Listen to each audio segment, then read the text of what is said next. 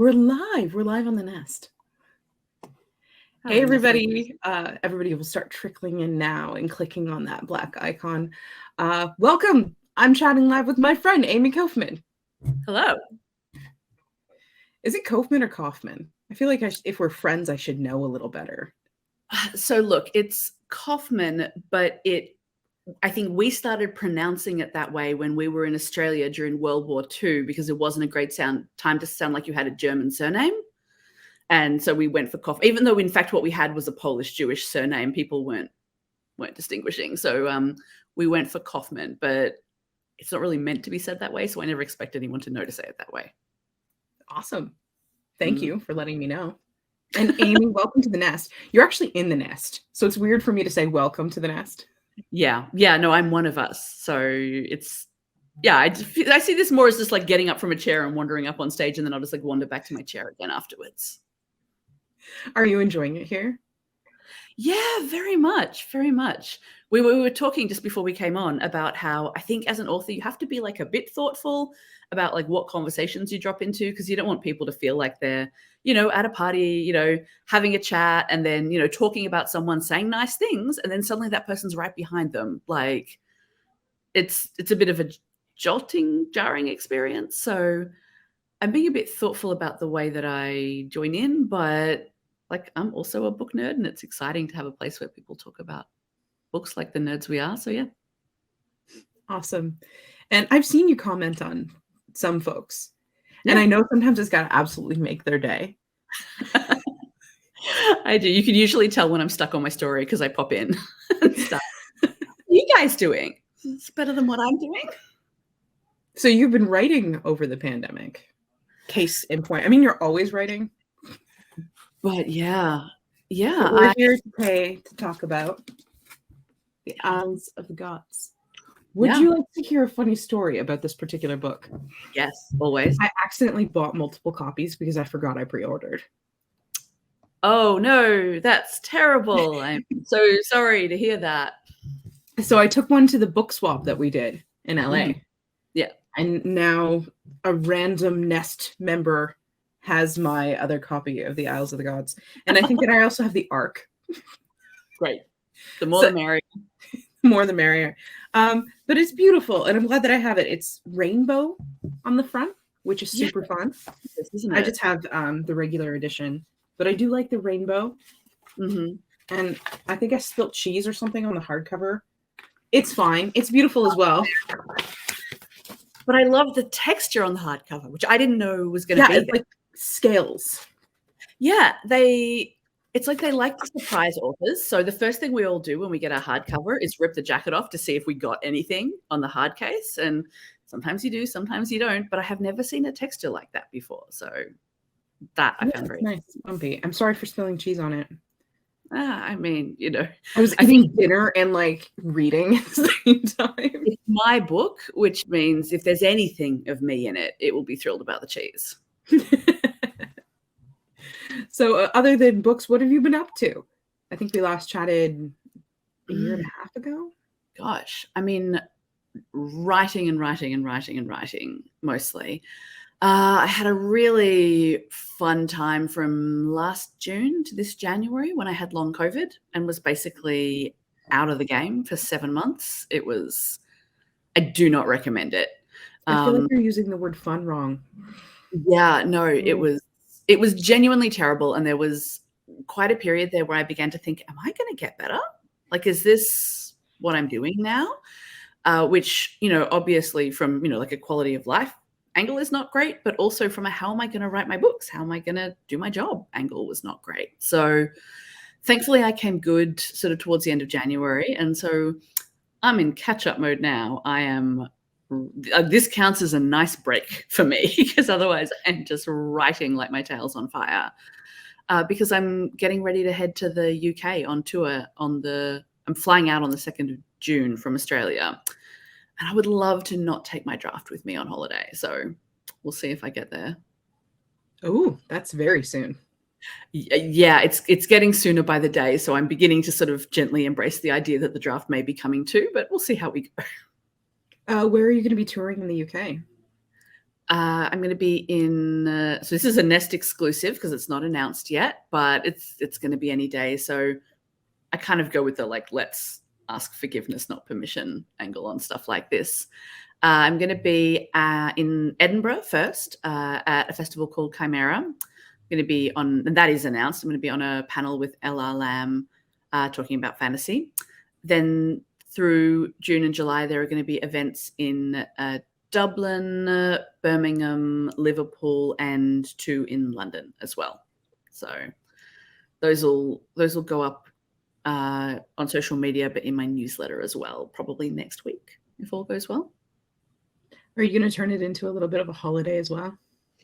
Oh, 100%. My whole family's in Ireland. So it's just me, my mum and my sister out here. So I'm going to get to introduce my kid to my cousins and see my uncles and aunts. And, it's my second home. So I'm really looking forward to getting back there.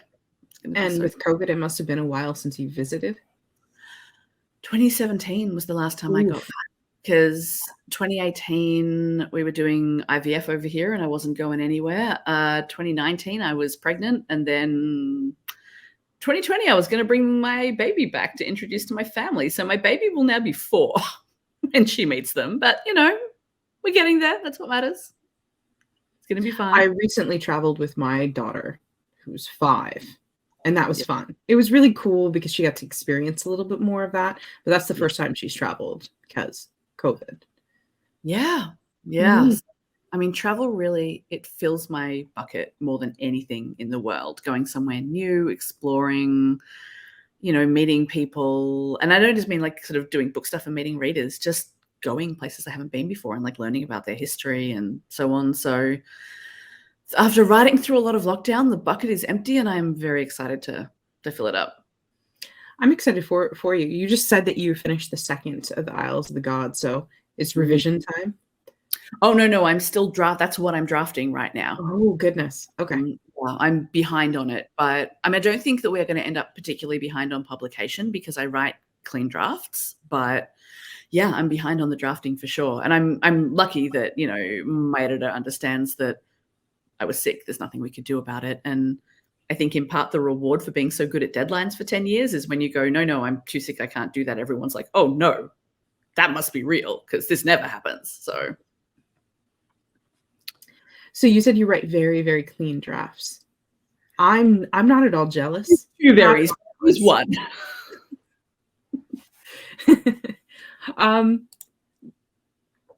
Let's talk about the Isles of the Gods. Yeah. I know in the back of the book, in your acknowledgements, you'd mentioned that part of your inspiration was that you grew up sailing with your dad. Yeah. And the main character, Sally, grows up sailing with her dad. Yeah. I had a much a little bit of an author insert. Yeah. I had a much healthier relationship with my dad than she does with hers. That's good. Yeah. That'd be concerning otherwise. For sure. But aside from that, can you tell us a little bit about what inspired the world that the Isles of the Gods is set in? Yeah, look, a bunch of different moments inspired it. My friend Kate Armstrong, who wrote Nightbirds, she has this great metaphor where she talks about the idea that authors gather up little bits of colored glass as we sort of wander around the world. And then when it's time to make a story, it's like laying out a stained glass window. You lay it all out on the ground and sort of see which bits of glass that I've gathered over the years could I use. So a bunch of little things came together. Like one of them was a photo that I took once when I was in New York. I was walking along the Hudson and I looked up and there is a tall ship sailing along the river, with big masts and big sails. And to this day, I have no idea what that ship was. But immediately my brain was just is it time travel? Is it like Pirates of the Caribbean take Manhattan? What's going on? But what interested me about it was this kind of very, ye olde thing with these skyscrapers behind it. And I thought, well, what would it be like if ships still sailed in our world today? And then I took that piece of glass and put it in the basket. And a while later, I discovered a photographer. He's from Australia, actually, called Alan Villiers. And I know documentary photography isn't the most natural place to start with a fantasy novel, but he had been a sailor when he was young on these tall ships. They were called windjammers. And he realized in about the 1920s that he was seeing the end of them, that the very last of them was stopping sailing cargo. And like, I don't know about you, but if you had asked me, I would not have said that the tall ships were still sailing in the 1920s. That's like between the world wars. We had like neon lights and record players, electricity, telegrams, and tall ships, tall clippers still sailing cargo. And when he realized they were going, he got himself on board and he started photographing them. And all the people in the photos, they look so modern. They've got like, if you photoshopped out the background and put them in a hipster bar or at a music festival, they would fit right in. And again, it was kind of like that little clash of like old and new. So I started really thinking about what would it have taken for those ships to keep sailing? And because I'm a spec fic nerd, I was like, magic. The reason they went is because they got replaced by more reliable ships with engines. But if you had magicians who could, make sure that the wind was really reliable, then these ships would still be sailing, because the ones that were still sailing were doing it because they were slower, but they were a lot cheaper, no fuel. And so I started creating this whole world where there were magicians who control the elements, and where there was sort of a level of 1920s tech, like neon lights and record players and early cars and, newspapers, but also magicians. And also, interestingly, all of the things that there were in the 1920s, which is also homes without electricity, homes without hot water, horses and carts. Like, it was this time of overlap, and I thought that was cool. So that was kind of what originally took me there. And I've recently read the book, so I was happy to see it. Mm-hmm. I'm quite tired of this is a fantasy world. There are dragons and horses. Ask no more questions. So have it set in a different era is nice. Right. And like, I love a dragon and horse, fantasy. Like, we've both read a lot of them, but I wanted to do something a bit different. And, like you said earlier, like I wrote through lockdown, and like, this is what I wrote through lockdown. And I mean, here in Melbourne, we were the most locked down city in the world. Yes, goodness. 286 days. And for most of it, I couldn't go more than 5 kilometers, which is 3 miles from my house. And because I live near the beach, most of that was water, so not much help. And, we couldn't have anyone in our homes. We couldn't go anywhere. We couldn't, be anywhere. And I think, like most people from my city, it was really hard. And also I was okay with it, because what we did was we protected our hospitals at all stages. But also it was incredibly difficult. And I just wanted to do something that felt fun. I wanted to do something that felt, I wasn't even thinking about, is this going to sell? Is it commercial? Is it whatever? I just wanted it to be fun. And so it's got all the things I love in it. And I love the 20s, and I love speakeasies, and I love, forgotten temples on mysterious islands. And I love gods who, I grew up on David Eddings, so I love gods who walk around among us. It's kind of my love letter to all of the stuff that I grew up loving, but done my way.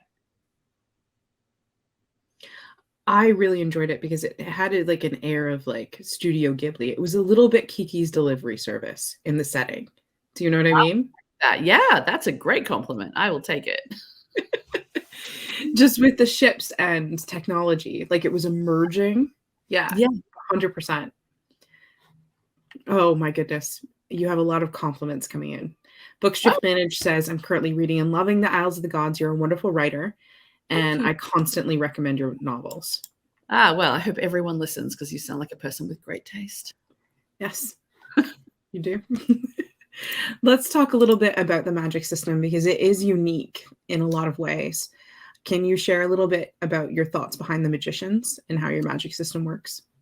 Yeah, so I am quite visual when I read books. I like to imagine what I'm seeing. And I know that, like, as readers, we fall along a spectrum from those who have a full movie playing to those who are like, you see a picture? I fall more at the movie end, but I'm not complete movie. But I like to be able to picture things in the book. And so I knew I was going to have these magicians that could control the elements. And I wanted there to be something that I could picture about them as I was writing them. So and because I was doing something fun, I was like, I want it to be, well, pretty's not the right word, but I want it to be cool to look at. So I came up with a system where everyone who is born a magician, which is hereditary, is born with this big, like from here to here, all on the back of their arm, big, thick green stripe, like someone's just painted a big line on you. When you're about 5 and your magic starts to kick in, it rearranges itself into a beautiful tattoo in that same green. And it, reflects which element you're affiliated with.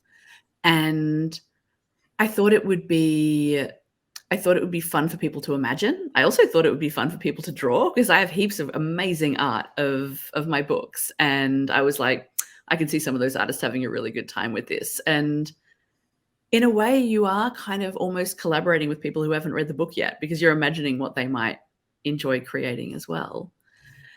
And of course, with any magic system, there has to be a price for the magic. Like, there are rules around magic systems. There's got to be a price. Otherwise, they just would do everything for magic. And the price can be anything from exotic ingredients to time spent learning it to, aging to there are piles of different ways to do it, but you've got to have something.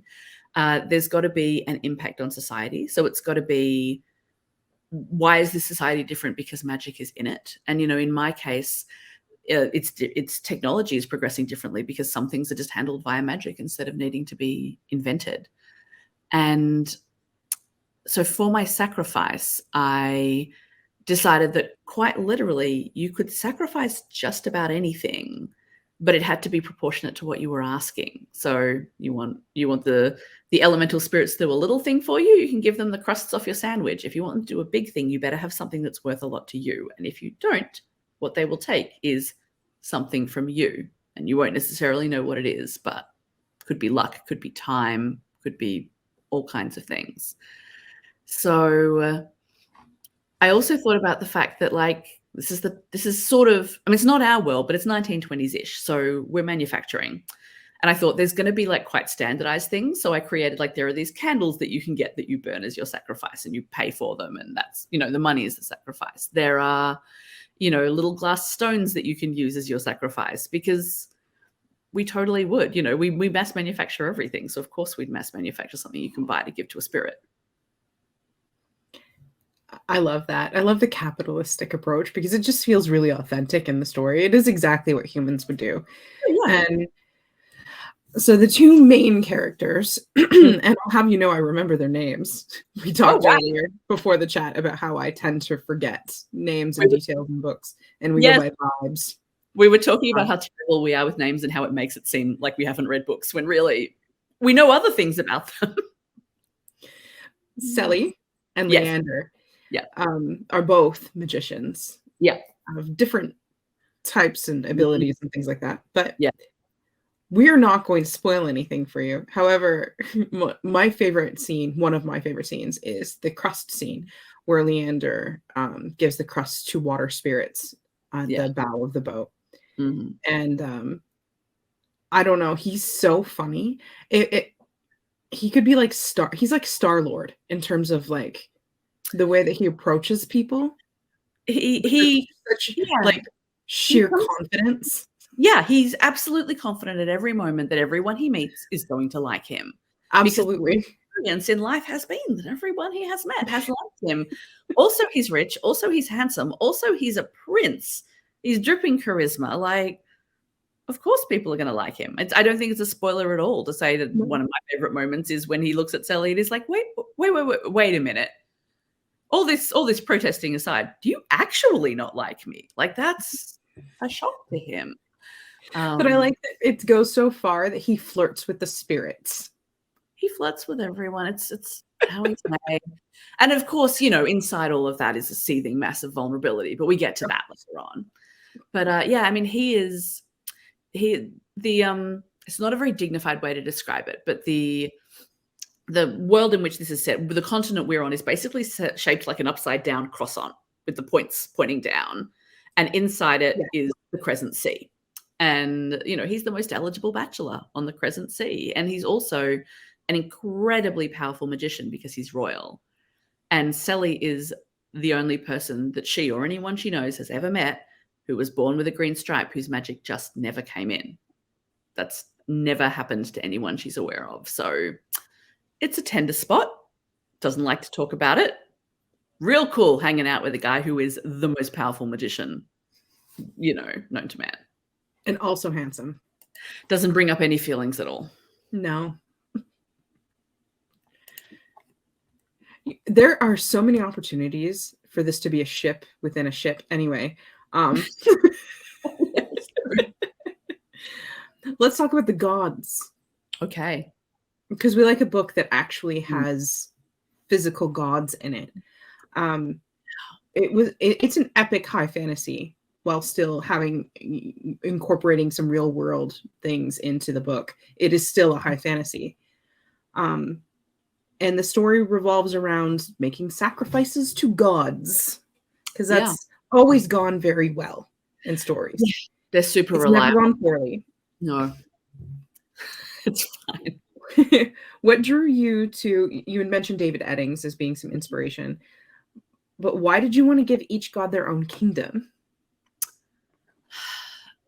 I think it's a great question. I mean, the answer, the honest answer is they showed up that way. But I'm sure if I think about it, there would be a reason that I would have done it. And I mean, every book that I write kind of ultimately ends up being about the same thing. It ends up being about people who have nothing in common discovering that actually they have plenty in common.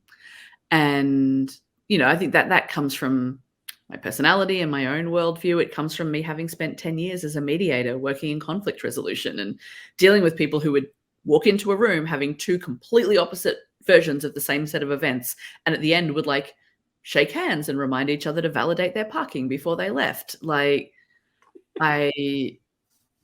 you got to be careful when you say that it doesn't sound like both sidesism.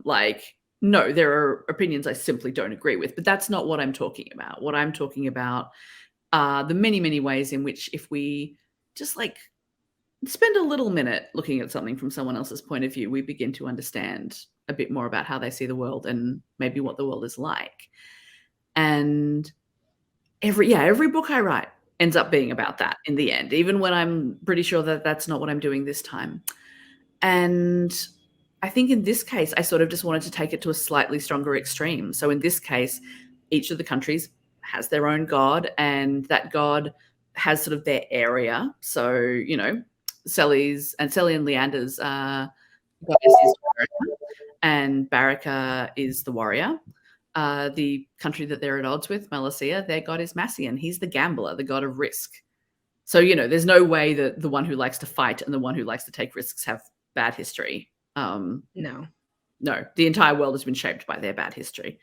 But yeah, I guess I just wanted to push that idea of really being at odds out to extremes even more than it already had been. Would be my guess about why I did it. And I don't think that we can continue to talk about at odds without mentioning Laskia.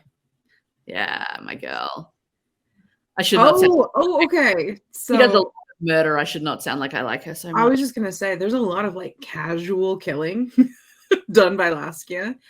She's not good, no, but she's fun to write. Oh yeah, she's a lot of fun. I love it when you talk about killing characters and being really ruthless, because any of your collaborative novels, it might actually make people go back and think, oh wait, was Amie actually the catalyst to this point? And after speaking with you and most of your co-writers, you're a lot more ruthless than people think. So we have been telling people this for years. We've never attempted to hide this. I think when I'm writing with Meg, they look at us and they're like, well, you both seem nice. We just don't really know what's going on. And ditto Ryan. When I'm writing with Jay, they're like, well, it's obviously the one who dresses in black and wears tattoos. He would be the one who, did all the murdering.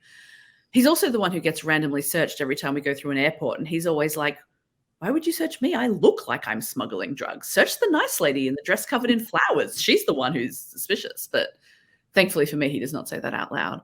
But yeah, we've been saying for years that I'm terrible, and people have trouble believing it, which is fine by me because it means I break their hearts every time. Oh, and break your hearts, they do. Laskia is like brutal. You wrote a brutal Look, she character. is a gangster. She has a very sharp suit and an even sharper knife. I think, although, yes, she does do a lot of killing, and obviously let's not, gloss over that, but I think there's something of all of us in her as well, because the reason that she is doing what she is doing is she is beyond desperate for recognition now. She has done everything that has been asked of her over and over and over again, and she never gets the approval that she's looking for. And that leads her to hit a point where she steps over a line past what she ever would have done to try and chase that approval, and ultimately hits the point where she's done so much now, she can't go back. Because if she goes back, she has to look in the face what she's done. So she has to keep going forward. And, she's getting it from a lot of angles. She is being essentially groomed by a priestess who's, you're the one, you're going to make the difference. You're going to, do what our God needs. And she's got a big sister who runs a gang who is never going to let her step up, which she's told early on, there's only room for one at the top, but she's so sure that she can get recognition. And I think it's easy to write a villain who just runs around and does a lot of killing and we never get inside their head. It's a lot more interesting to write a villain who we're like, oh, it's not that I'm going to go do that, but I understand how that happened. I understand the steps that took you there. I think, yeah, that's more complicated. She is a very complicated villain, and I kind of see how her story has an opportunity to play out, which I really like as a reader. If I can see kind of like multiple endings that isn't just, oh, let's kill the big bad. There's a lot of room for more storytelling with Laskia. Yeah, a lot happens with her. And yeah, she ends complexly. There's a lot that goes on in her storyline that is and that was, again, very deliberate, that hers is actually, I think, the most complex storyline because she's the bad guy. So I want you to be a little bit confused about whether you're not cheering for her, but understanding her. And yeah, she's a lot of fun to write. And to clarify for anybody who's watching, because I know some folks have said, oh, I'm really interested in getting the Isles of the Gods next. It is a multi-point of view novel. Yeah. And really there's two groups of folks that you're going to get multiple points of view from. Yeah. So you've got the goodies on one side and the baddies on the other side, but and it goes like this because it's just so complex. And you realize that some stories kind of interweave and folks know each other from different scenarios. I can't spoil anything. I'm really sorry. I'm struggling right now. Spoil anything, but we will say, all 5 stories are interwoven in ways that you don't necessarily expect. Amie said it so much better than I did, but it's true. It is. And it was fun to do. Fun sidebar. When I was writing Laskia, I knew who I wanted to read her in the audiobook because I'm super, super, super into audiobooks and have a lot of actors who I work with again and again. And so I wrote Laskia for Donabella Mortel, who has read for me in the past. She read Zila in the Aurora cycle. She read Winifred McCall in Illuminae. She read Jubilee in This Shattered World. And I had Donabella's voice in my head the whole time, which helped me nail Laskia's voice, because Donabella's really good at doing people who will walk through you to get to where they have to go if necessary. And it was only afterwards that I was like, oh my God, what if she's not available? That would be catastrophic. And indeed, she managed to read it and then basically finish reading it, and then she went and gave birth. So we were very lucky that things shook out. Oh my goodness. Yeah. Oh, wow. Yeah, she's so talented. It's really cool that you can kind of lean on those relationships. I mean, now that I'm kind of peeking behind the curtain more, because I'm in the book industry now. Yeah. Everybody is our friend. We're all friends. Yeah, absolutely. I think, I certainly, being in Australia, you don't get to go to all of the in-person things. So you hang on to the people that you make friends with as quickly as you can. But I'm really lucky that I get on really well with my audiobook producer. We've actually if there are people watching this who are massive audiobook nerds, we actually just put out an interview with him on my Pub Dates podcast a couple of days ago, where we talk about how we cast and built and created the Isles of the Gods audiobook. And the next episode is going to be us interviewing all of the narrators, except for Donabella, who gave birth instead, which was a valid excuse. And yeah, Can you tell everybody about your podcast? Yeah, I mean, I have a couple of them. I keep resisting the urge to make a third because I really enjoy podcasting, but I have to write books. Pub Dates is a podcast that I created with Kate J. Armstrong, who wrote Nightbirds. And it's basically like we just take you backstage as we get ready to publish a book. So for those who remember DVD extras, it's the DVD extras on our books. It's, you know, the making of, it's the costume design, it's interviews with our editors and our cover designers and our audiobook producers, and how did our maps get made, and how did we do edits, and listen to us as we try to figure out how to pitch a book and things like that. And, you know, it's casual and it's fun, and we have a really beautiful community around it. And my other podcast is for those who are writers. It's called Amie Kaufman on Writing, and every episode is a 10-minute craft lesson on something. And they're all free. So those are my two. Go find it. Find the podcasts. Subscribe to the podcasts. Did you know that OwlCrate's going to be on a podcast?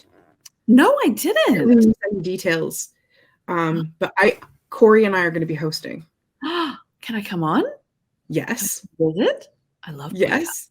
All right. Let's bring friends. Bring Megan. That would be fun. Everyone. This is great. Yeah. Everybody. Bring Marie. Yeah, sure. This is your exclusive, you guys. You learned here. Everyone's going to be on the OwlCrate podcast. I think it's going to be a lot of fun. We have a lot of stuff to talk about that we can't always cover on live chats.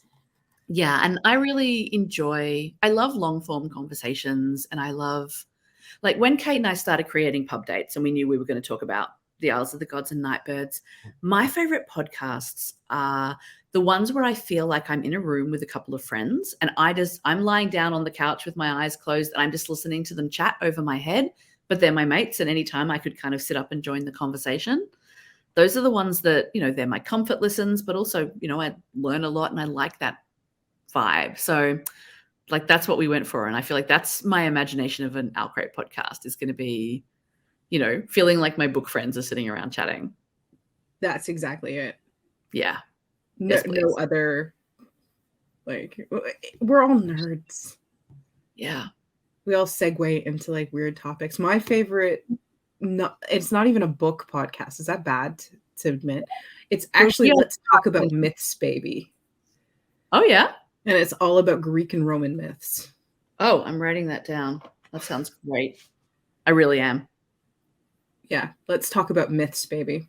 I really like that podcast. And then don't tell my bosses, but I really enjoyed Violating Community Guidelines. I'm sorry? Very funny.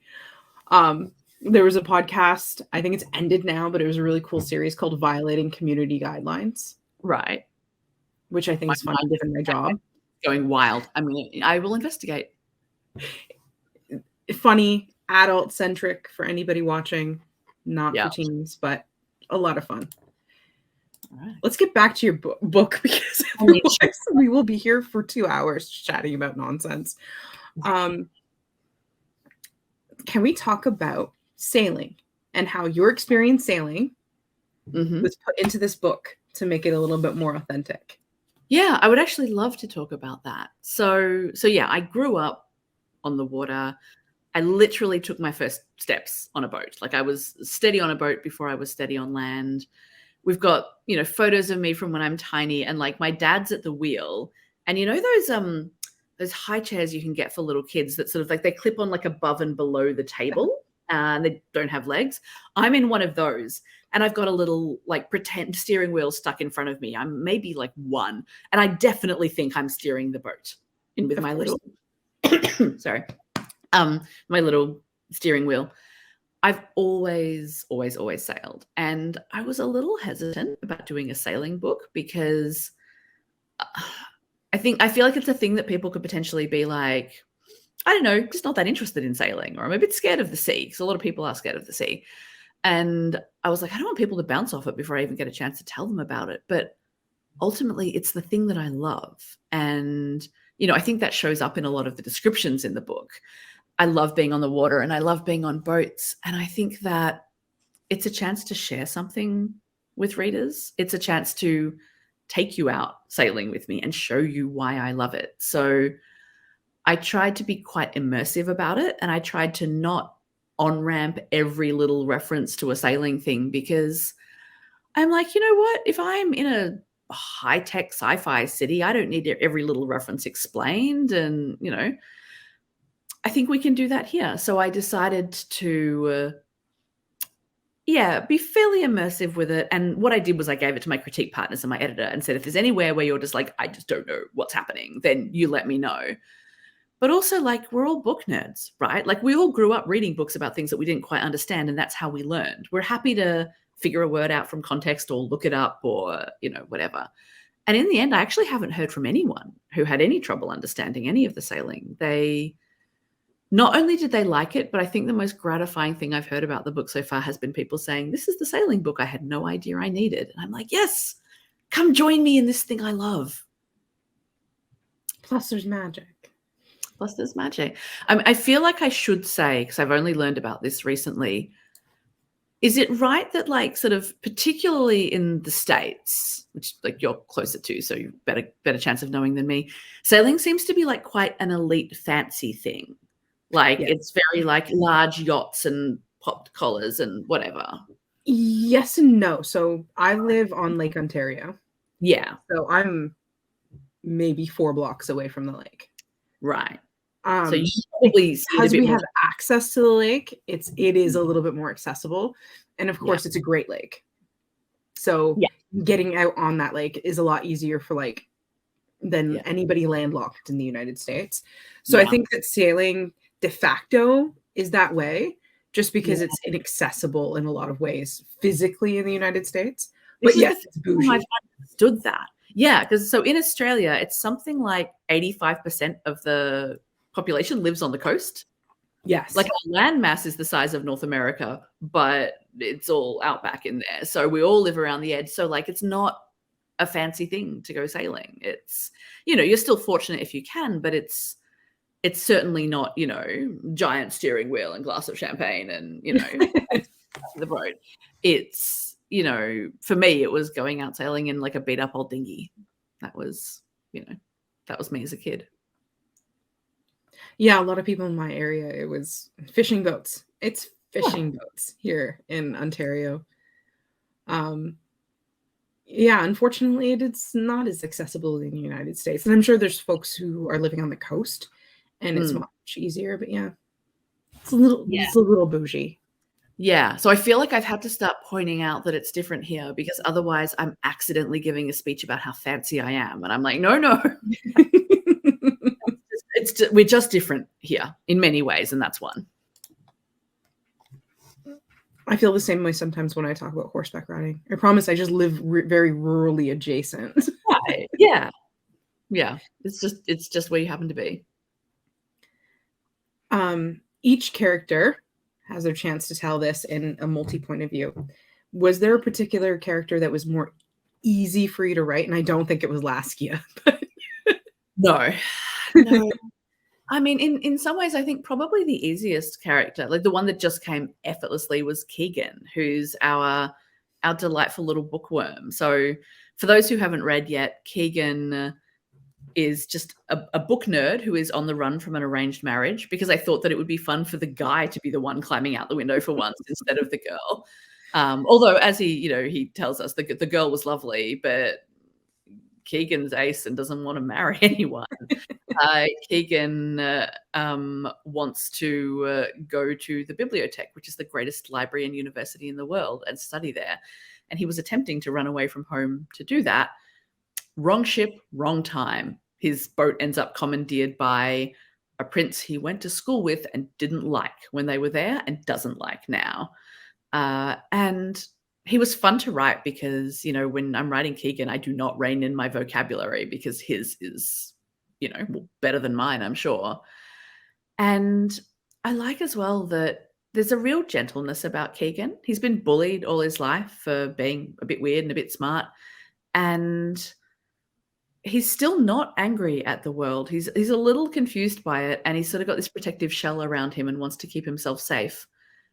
But when he realizes that this is happening and the stakes could not be higher, the stakes are the safety of the world, and he's the guy on the spot, he steps up. And watching him kind of unfurl like that, I think, was very satisfying to write. And I love him. I mean, he ran away from home, and what he took with him was a trunk full of books. Like, he's us in an adventure novel, essentially. And he's very brave too. He would not say so, but yes, he is. Absolutely. Mm-hmm. Like selflessly brave. Yeah, he is. Almost in a, oh, I guess I need to do this now. Yeah, it just seemed like someone has to. That's obvious. And I'm the logical person. So, okay, here we go. Next thing. Keegan does not want to be on a mural or be told of in story and song. Keegan just wants to be left alone with a cup of tea and a book. And that's not happening. So he's just doing his best to deal with what is happening. So again, I really feel like a lot of nesters are going to be like, me if I was in a book, which is kind of how I feel about him. Like, it's really funny, kind of the comparison between what you called the goodies and the baddies in this novel, because you have Sally and Leander and Keegan on one side, and then you have Laskia and then a character called Jude. But I thought that the really funny thing between Keegan and Jude is that they're both like pretty reluctant to be taken on this journey. They did not volunteer for this quest. There was zero signing up. Yeah, and it's been interesting because I try really hard not to look at reviews because it's not my space, and there's a whole TED talk about authors and reviews, but a few that they make their way to you anyway because people tag you or send them to you like for no reason apparently. But in a few of them, they've been like, oh, I loved Jude, but I'm not 100% sure that we needed him. Could we have cut him from the whole book? And I'm like, I see why you think that. Absolutely not. Because if we had done that, we would have Laskia, our villain, all on her own. And what we need is some outside perspective on her. What we need is this guy who has reluctantly been dragged into her orbit because he went to school with Leander and Keegan and he knows what they look like and he knows what they're like. And I think that is one of the reasons that we get to say like goodies and baddies, is because no one is so clearly that as they could be. And yeah, I think that he and Keegan introduce a lot of nuance into the book because they are not, yes, let's go on a quest and do a thing. Like, they're like, okay, this, right. Okay, cool. That's happened. And yeah, that's interesting to me. That's a more complex way to write the story, I think. I agree. I liked them both just for that very, very funny moments, even though they're not intended to be funny. No. I found myself going, exactly how I would feel in this situation. Yeah. Yeah. And there was something, I mean, you don't want to kind of go out of your way to do a bit. Like, the story has to be what the story should be. But there is a part of me that really enjoys knowing that, like, this is me as a book nerd if I got put in a book. And I think a lot of the readers will feel the same way. And Sally, especially. Sally is our main character, and Sally's on the cover of the novel, as main as you can get in this novel, because there is a lot of different point of views, which are fun. But she came into her own the most when she was challenged, I felt. Yeah, and she gets the most chapters, and I consider her to be the backbone through the whole thing. Absolutely. Ultimately telling the story of something that happens to her one day. What was your favorite Sally moment? That isn't a spoiler. It isn't a spoiler. Yeah, that's tough. I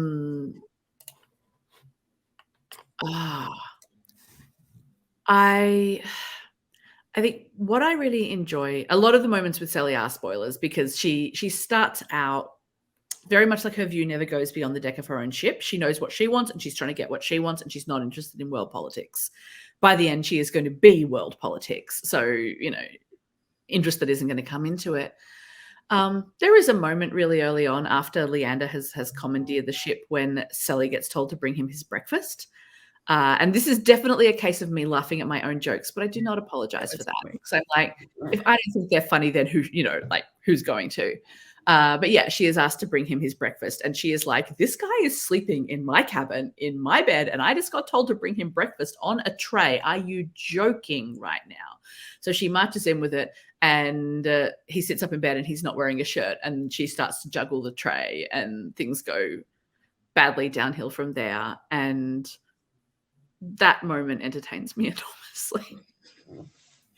I think in the book you called it 10 seconds of chaos. Yes, I did. 10 seconds of chaos ensued. I'm like, oh yeah, that would be. And Leander tries to make it better by being like, it's okay. This is not the first time I've caused carnage by taking off my shirt. And that does not help in the way he thinks it's going to. I'm sorry. I feel like he is like very Star-Lord-y. Yeah, I mean, so I was always hoping that Leander would be read by Steve West, which is who he is read by.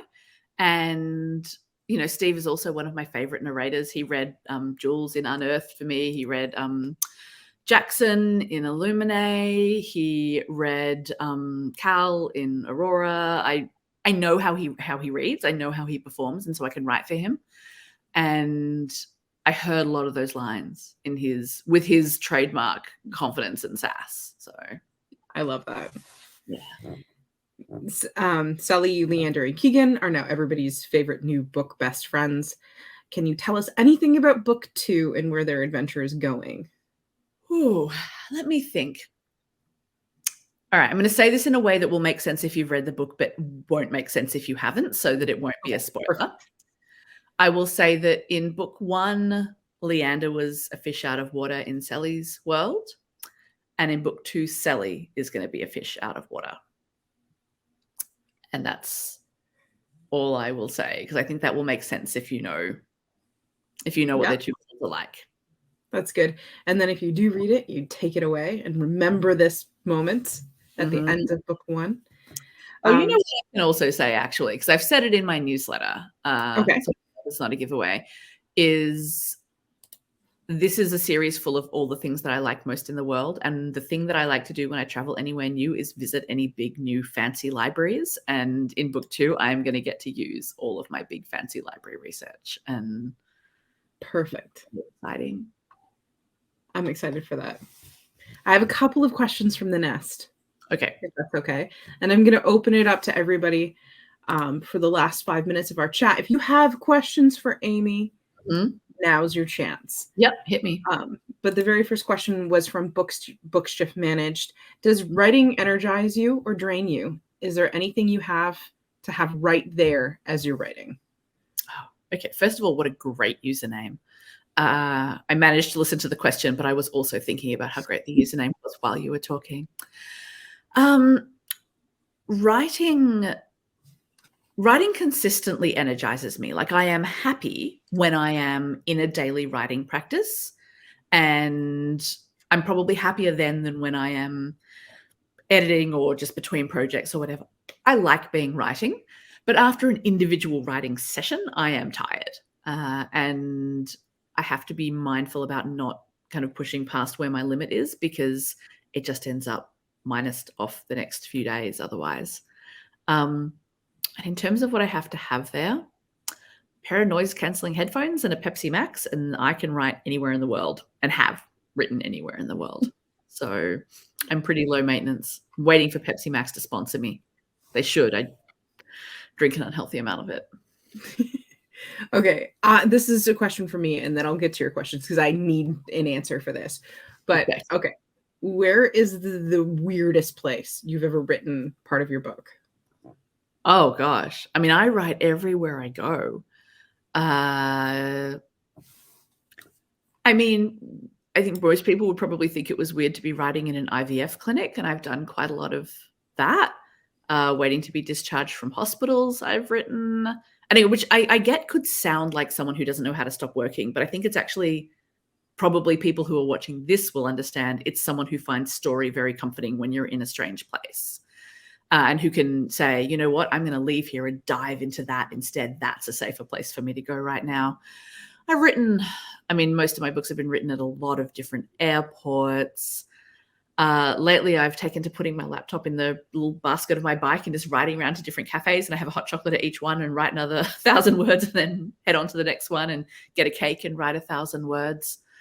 I write all over the place. I feel like the record has to go to Amie McCulloch, who wrote an amazing murder mystery called Breathless. It's a locked door murder mystery about a group who are climbing Mount Manaslu, which is one of the, I think it's like the 8th highest mountain in the world, and someone in their climbing group has done the murder, and they don't know who, and they all have to rely on each other. And she wrote part of it on Manaslu when she was climbing it. She's the youngest Canadian woman to ever do it, and there's like a photo of her up there with like her notebook and her pencil, and I'm just like, you win, McCulloch. No one could ever beat you win. Everybody pack it up, go home. Yep. My goodness. It's incredible. Drew Sim asks, would your characters from the Isle of the Gods get along with the Aurora cast? Would they get along with the squad? What do you think? Oh, so I did an Instagram post on this where if you go and look at my grid, it's pretty easy to find because it's like olive green squares with little bits of art in them. And I listed out which ones of the Aurora and Illuminae squad I thought each of the Isles characters would get along with best. So yes. There you go, Drew. Yeah. From our team here at OwlCrate, Sophie would like to know, I'm interested in knowing how your writing process is different when working on a book solo compared to co-writing. Not as different as you would think or as I thought it would be. I think when I'm co-writing, I'm still usually juggling more than when I'm writing with Meg, I'm writing one point of view, but otherwise I'm often writing more than one point of view anyway. So this is just a small expansion. And it's never been unusual for me when writing solo to brainstorm things as I go with critique partners. We all do it with each other. So really not that different, to be honest. No. Apart from I get through bigger chunks before I show it to someone, but otherwise feels pretty similar. Yeah, I could see that as well. And I mean, with collaborative writing, I mean, you're mostly like in your own home, working on a project, probably the same way as you would be if you were just writing solo. Exactly right. So yeah, day to day, it feels pretty similar. And, you know, my editor asked if she could have the first 100 pages of, I nearly just said the title, of Isles 2 to share in-house. And so, you know, I ran it through Meg Spooner. Like that's, you know, we're still very braided through each other's lives and processes. Your favorite project, sorry, my favorite project of yours with Megan is Unearthed, and it will always be Unearthed because the twist I didn't see coming. And if anybody here has not read Unearthed, I actually think it lives rent-free in my head as one of the sci-fis that I think about because I'm like, oh, you didn't, but you did. And it was good. So, yeah. But yeah, it had me until the very, very end. And maybe I'm just not.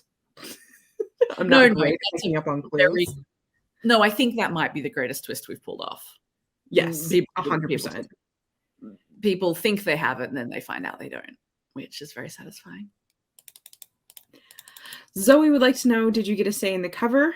And then a different, oh no, what is your favorite drink to have while writing? It's Pepsi Max. It's definitely Pepsi Max. No, it shouldn't be, but it is. On the cover, yes, I did. I'm really lucky like that. So it was my editor who found our incredible artist, who's called Ikut Idogtu. And we looked at his stuff and we're like, there's a sense of magic in everything he does. There's a sense of nearly in our world, but just a little bit different, and which we loved. And he also uses really, there we go, beautiful organic colors. And I felt like that was a real fit for the 1920s. Like I know we think about beads and fringe dresses and whatever, but this is down at the docks. And for me, the organic stuff felt really right. And his pictures, I've just seen his first sketches for book 2 and just like, I really like how her hair becomes the wave and the wave becomes her hair. Yeah. He had a series of pictures he's done where waves sort of become people and become hair. And we were like, can you do something like that with what you're doing? And I mean, he killed it. It's gorgeous. Absolutely nailed it. Yeah. Did you have fun hanging out with me tonight? Or it's today, tomorrow for you? What time is it? It's morning in Australia. See how I figured that one out? It is 11 o'clock in the morning. Oh, this is just, I've been working on this book for 10 years. 10 years. I started it in May 2013, and I was so sure I had it. Like, I had the characters at the start. I had the world. I had the plot. I had a bunch of stuff. And I started writing, and I reckon I got 2 chapters in, and I just hit a wall. And the problem I had was I wasn't good enough yet. When I'm writing it, I need to introduce you guys to. You're suddenly hearing an echo. Start hearing one just suddenly. But if it's just me, that's fine. I think we're okay. Okay, great. What was going wrong, I think, was the reason I was finding it hard was I had to introduce you guys to an entire world with its geography, a pantheon of gods who actually walk around, so you need to know who they are. I needed to introduce you to, the different histories and cultures of the countries, 5 characters, a magic system, a political situation where a war's about to. There was just a lot. And I can't, sit you down and be like, prepare for the briefing, after which we will commence the novel. Like, I have to weave that through. And my hope is that when you read Isles, it feels like kind of an adventure romp. But I just wasn't good enough yet. I had to get good enough to weave all that in without you feeling like I was dumping too much. And I've been doing that for 10 years. So the answer to am I having fun talking about it is like, I've been waiting 10 years to be able to have chats about this book. I am so happy to be doing it now. I'm so happy it's out in the world. And you're going to be writing more in the world as well. I hope so. But for now, I'm going to be wrapping up book 2, which thing I love about a duology is you don't have to save anything for later. Like, I set it all up in book 1. I can knock it all down in book 2, and I'm going to. Oh, you see, that's a little bit of the Amie ruthlessness right there. That's the evil, right? Yeah, I know. We might not get a very happy ending, but we'll get the ending that the book needs. I mean, if you think about the endings of my books, I've never written one that didn't have a happy ending. It's just that you can't have a happy ending at no cost. The happy ending you have to pay for it somehow, and it can be both happy and hard-earned. I like that, happy and hard-earned. Yeah, that's what I'm going for. I haven't written the end yet, though, so let's see how we go. Anna says, yes, please. I need more time with my best friends. Anna is one of my moderators and read the book alongside me. And Book Freak says, thank you both for sharing. This was splendid. Splendid. I like that word. I like that too. I'm going to tell people I'm splendid. It feels like yeah. I mean, it's so much better than great, isn't it? Yes, it's much better than great. Yeah. Everybody's saying thank you. Thank you so much. And Amie, thank you so much for hanging out with me. Yes, absolutely. Well, you know what? I will say before I go, if this kind of conversation is what people like, then I would love them to jump on my newsletter, because that's where I do this. Like, I don't actually call it a newsletter. I call it a letter to readers, because that's what it is. Once a month, I write a letter being like, here's what I'm working on. Here's what I've been thinking about. Here's what life is like. And I'm very deliberately making it like quite intimate, because I don't mind if people bounce off that, because the people who stay will be the people I want to be in the conversation with. And those are also the people that I want to, I offer them tickets to things first. I gave them a head start on my pre-order. They took most of the first year pre-order, just my newsletter subscribers. They're the ones who want to stick around, and so they're the ones I want to offer things to. So if people are enjoying Isles and want to know about book 2, that will be where I will be sharing my secrets first. And where can they find that newsletter? amiekaufman.substack.com. What a good wing person you are. Thank you. I would never have even thought to give a link. And where can everybody find you online in general? Look, my website is amiekaufman.com. It's got just information about my books, really, and then points to my newsletter. And the only social media that I'm really consistently on is Instagram. But I love Instagram, so I plan to be there for as long as I can until they turn it into something else. And they can find you there at Amie Kaufman. Amie Kaufman author. There's a lady in Louisiana got Amie Kaufman like 15 years ago or whatever. So I don't know what she makes of what she gets tagged in, but yeah, I'm Amie Kaufman author. I was just Right? all of the offside shirtless. I mean, fan art. Right. And she's just trying to live her life and post the occasional picture of her like going to a barbecue or something. And yeah. There's nothing I can do to prevent this. So yeah, I'm Amie Kaufman, author. You're welcome, other Amie Kaufman. That's amazing. Yeah. I did want to let everybody know that our next author chat is happening on Monday, and I'm going to be chatting live with Robin Alvarez, who is an author here in the Nest. We did her cover reveal for When Oceans Rise, and now we're going to be talking about the book because it just came out this week. Amie, thank you. You'll be back. We'll hang out again. I mean, I'll be in the Nest after this, so if there are questions we didn't get to, I'll just go answer them. But yeah, when we say back, like I'm not leaving, so I'll be here. I'll continue to be here. Hopefully you come back for a live or a podcast. That'll be fun. All of the above. Thanks for having me this time. Of course. Bye, everybody. Bye, guys.